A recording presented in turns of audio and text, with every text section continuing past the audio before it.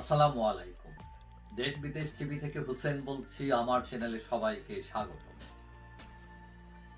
নির্বাচনের হিসাব নিকাশ শুরু হয়ে গেছে অনেক আগ থেকে। ইতোমধ্যে অনেকগুলো জরিপ হয়েছে। কোন জরিপে বিএনপি গিয়ে, কোনোটাতে আওয়ামী লীগে গিয়ে, কোনোটাতে জামাতে গিয়ে। এগুলো আসলে জরিপ করা হয় সেখানেই যেসব পত্রিকা বলেন অথবা ইউটিউবার বলেন তাদের ফলোয়ার যে দলের বেশি, আসলে নির্বাচনের জরিপে তারাই জয়ী হয়। এখন প্রকৃত অবস্থাটা কি বা সম্ভাবনা কি? এখন ইউনূস সাহেব ঘোষণা দিয়েছেন যে ফেব্রুয়ারিতে নির্বাচন হবে, রোজার আগে। যদিও অনেক কিছু এখনো অমীমাংসিত, নির্বাচন রিলেটেড অনেক কিছু, বিশেষ করে সংস্কার আদৌ হয়ে কি হয় না, নির্বাচন কোন পদ্ধতিতে হবে, পিআর সিস্টেমে না পুরনো সিস্টেমে, সেখানে আওয়ামী লীগ থাকবে কি থাকবে না, অনেক অমীমাংসিত ইস্যু এখনো পড়ে আছে। এখন আওয়ামী লীগকে ইতিমধ্যেই নিষিদ্ধ করা হয়েছে, তার নিবন্ধন স্থগিত করা হয়েছে, বলা হচ্ছে বিচারের পর সে মাঠে নামতে পারবে। এখন কেউ কেউ মনে করছেন সরকার ডিসেম্বরের মধ্যে কিছু কিছু রায় হয়তো নিয়ে আসবে, যাতে সে বলতে পারে বিচার প্রক্রিয়া শুরু হয়েছে, এখন আওয়ামী লীগ মাঠে নামতে পারে এবং আওয়ামী লীগকে ছাড়তে পারে শেষ মুহূর্তে। এখন যদি নির্বাচন হয় এবং আওয়ামী লীগ সেখানে থাকে, এটা শিওর যে আওয়ামী লীগের যারা হেভিওয়েট প্রার্থী ছিলেন তারা প্রায় কেউই নির্বাচন করতে পারবেন না। এখন এরা যদি নির্বাচন নাও করতে পারেন, আওয়ামী লীগ হলো রাজনীতিতে একটা বট গাছ। অনেক এলাকা আছে যেখানে আওয়ামী লীগের প্রার্থী যদি কলা গাছও হয়, সেই কলা গাছও পাশ করবে। এরকম আওয়ামী লীগের অনেক এলাকা আছে। এখন বাংলাদেশের রাজনীতি দুই ধারায় বিভক্ত, একটা হচ্ছে আওয়ামী লীগ, একটা হচ্ছে অ্যান্টি আওয়ামী লীগ। এখন যারা মাঠে আছেন এখন তারা প্রায় সবাই অ্যান্টি আওয়ামী লীগ। এখন অ্যান্টি আওয়ামী লীগের ভোট কিন্তু দৌড়াদৌড়ি চলতেছে, কারটা কে নেয়।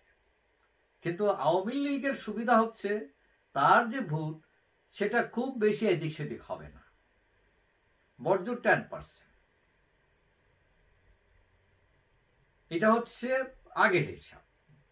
এখন আওয়ামী লীগের ভোট হচ্ছে 4 কোটির উপরে। তবে বিগত 15 বছরের শাসনে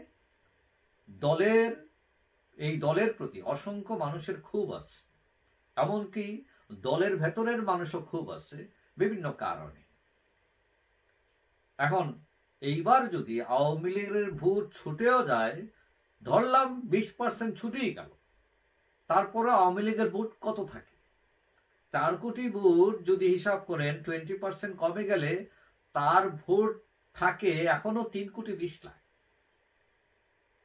এবং এই 3 কোটি 20 লাখ ভোটকে বিট করতে পারে একমাত্র দল, সেটা হচ্ছে বিএনপি।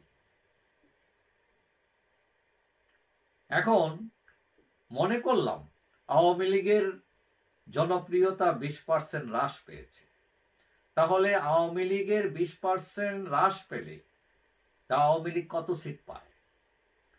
কারণ আগের যে ফেয়ার ইলেকশন যেগুলো হয়েছে তত্ত্বাবধায়ক আমলে, তাতে দেখা গেছে আওয়ামী লীগের ভোট হচ্ছে 40%। এখন তার যদি 20% কমে যায়, তাহলে আওয়ামী লীগ সেই হিসাবে তার আসন পায় 96টা। আর বিএনপির ভোটও সমান ছিল ওই তত্ত্বাবধায়ক নির্বাচনে 40%। এখন তাদের যদি কিছু কমে, তাদের নিশ্চয় কিছু কমবে, চাঁদাবাজি, দখলবাজি, এইসব বিভিন্ন কারণে মনে করলাম তাদের 5%ই কম, তাহলে তাদের ভোট হলো 35%। সেই হিসাবে যদি আসন পায় তাহলে সে পায় 105টা আসন। আর জামাত 1991 সালের নির্বাচনে সবচেয়ে বেশি আসন পেয়েছিল, তারা 18টি। যদিও তারা সেই নির্বাচনে 300 আসনে নির্বাচন করে নাই, এইবার তারা 300 আসনের প্রার্থী দেবে বলছে। এখন যদি তারা 300 আসনের প্রার্থী দেয়, মনে করলাম তাদের জনপ্রিয়তা ডাবল হয়ে গেল, তাহলে ডাবল হলে 18টা আগে ছিল, এখন না হয় 36টা পাইল তারা, ডাবল।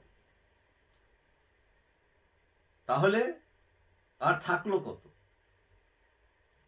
আওয়ামী লীগ 96, বিএনপি 105, জামাত 36। তাহলে এনসিপি, ইসলামী আন্দোলন বা অন্যান্য ছোট ছোট দল যেগুলো আছে তাদের থাকলো তাদের ভাগে 63টা আসন। এখানে স্বতন্ত্র প্রার্থীও থাকবে। এখন এই সবকিছু মিলিয়ে এই যে আসন, তাতে আওয়ামী লীগকে কিন্তু সরানো যাবে না। এই হিসাবে আওয়ামী লীগ দ্বিতীয় বৃহত্তম দল হিসাবেই থাকে।